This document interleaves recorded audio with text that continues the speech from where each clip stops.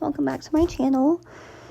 As usual, it's super duper late and I'm sitting here in bed talking to my spirits and my guides and myself about brujeria and magic and transmuting and alchemy and all that.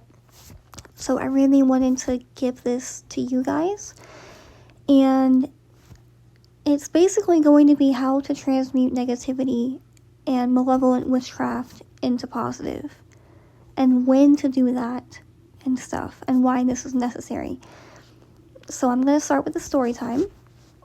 I had a client about 2.5 years ago, and she was having a lot of money problems. Like, on some months, she couldn't manifest hardly any money, and then when she did, she would manifest a lot, but it would go like water. And so there was no stability in her life. Even when she had like a stable job, it wouldn't happen. And I did her reading that she came to me for, and it turns out that in her past lives, even though this girl was only 21 at the time, she carried a lot of past life baggage surrounding poverty. And she was poor in most of her lives on earth before. So that energy kind of carried over into this lifetime. And this enemy of hers that was trying to do this was an ex-coworker that essentially my client, we can call her, I don't know, let's call her Darby. Darby got the promotion, and this ex-coworker not only did not get that promotion, she got fired. And the job was commission. So you can imagine how difficult it was for her to navigate this, right? Because with commission-based jobs, it's not always stable, even without energetic interference. And it just made shit worse. But anyway, yeah, she had a lot of past life stuff. And you'll notice that, like, if you're dealing with a lot of psychic attack on one area or multiple areas of her life, typically it's karmatic. And that does not always mean that you did some bad things in your past life and now you have to go through those same things that you did to someone else. It can mean that. But it can also mean that you haven't gotten a chance to learn that lesson yet. And to fix that within your soul, and so that your soul doesn't have to keep cycling through that issue. If it's poverty, you're meant to learn how to transmute that negative energy that's causing the poverty and make a stable life for yourself, despite the negativity. If it's in your love life, you're dealing with loneliness and people always leaving you, you are meant to heal those wounds and have stable relationships that don't leave. You see what I'm saying? Our enemies a lot of times are just guiding us to what inner work that we need to do.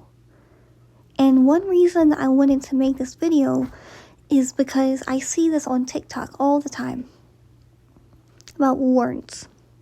And if you don't know what a ward is, it's essentially something that you build or you make. Sometimes it's a piece of art. Sometimes it's like a wasp nest. You can do it 1,000 different ways, but it's something that negativity is meant to hit instead of you and your life. That's why you'll see people saying, oh yeah, she tried to throw at me and she hit my wards instead. And then they'll show you their broken mirror, their broken candle, whatever. People are making these wards with the intention of every time someone sends me negativity, it turns into money. Or every time someone sends me hate, it turns into beauty. Which is a great concept, don't get me wrong. But as a practitioner, you can't put that intention into a spell and have it land if you don't know how to do that in your mind first. And an easy way to do this is by realizing, okay, I'm having money problems, and I think it's because of this person's brujeria, or negativity, or evil eye, whatever. My lesson is to learn how to deal with their bullshit and defend myself. Because how are your ancestors and your spirit guides? Ooh, this is getting good. How are your ancestors and your spirit guides going to give you these big, big, big blessings if you don't know how to protect them?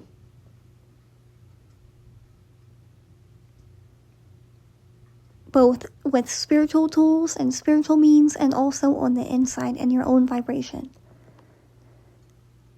And this is a lot easier said than done, don't get me wrong.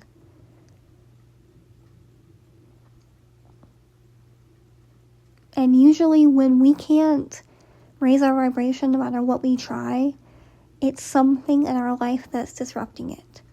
It can be the foods that we eat, the content that we consume, the friends that we choose to be around, the job that we choose to have, etc. And you'll notice once you start shedding those certain things, your vibration is going to raise. And you become stronger, and your magic hits a lot harder. You see? But inner work is a beautiful thing if you know what you need to do. And there's a lot of different spells and stuff that you can make to protect your money. And you can put or protect your relationships.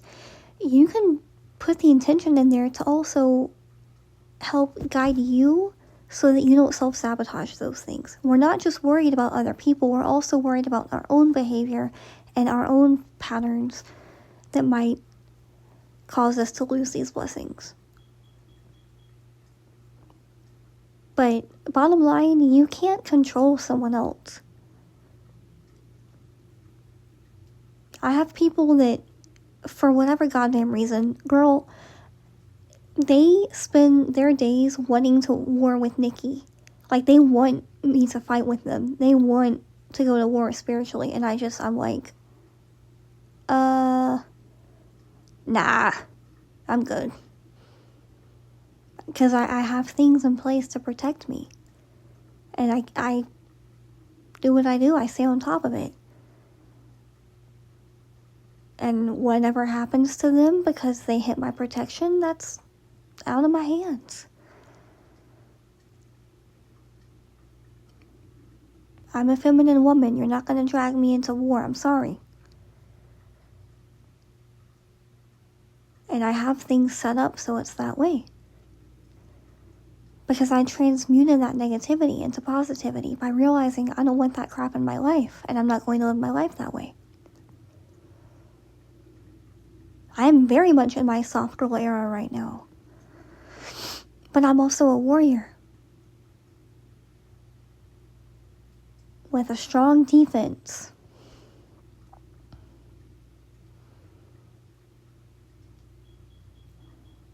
So just keep that in mind. You can't stop other people from sending you negativity, but you can use it to guide you.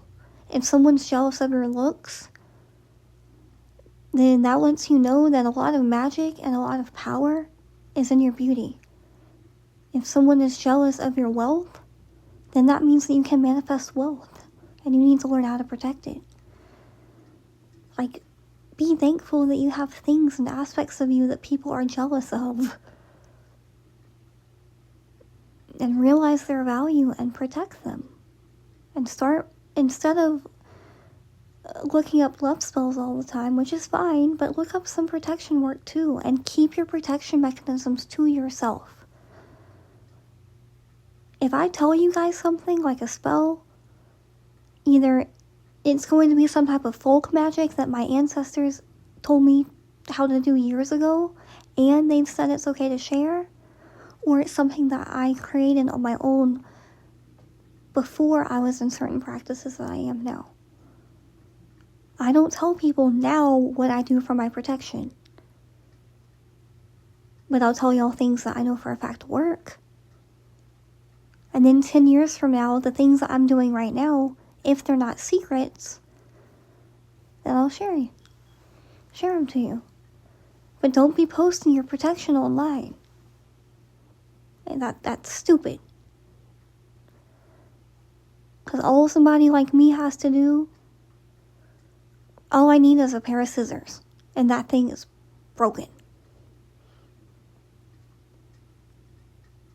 I would never do that unless you were really trying to hurt me. I'm not going to break your protection. But there's very fucked up people out here. So that's just a little tidbit on transmutation, okay? If you would like to book a reading with me, you can click the link in my description and I will connect with you one-on-one. I offer spiritual court readings, general readings, love readings, and consultations for spell work. Okay? I'll talk to y'all soon.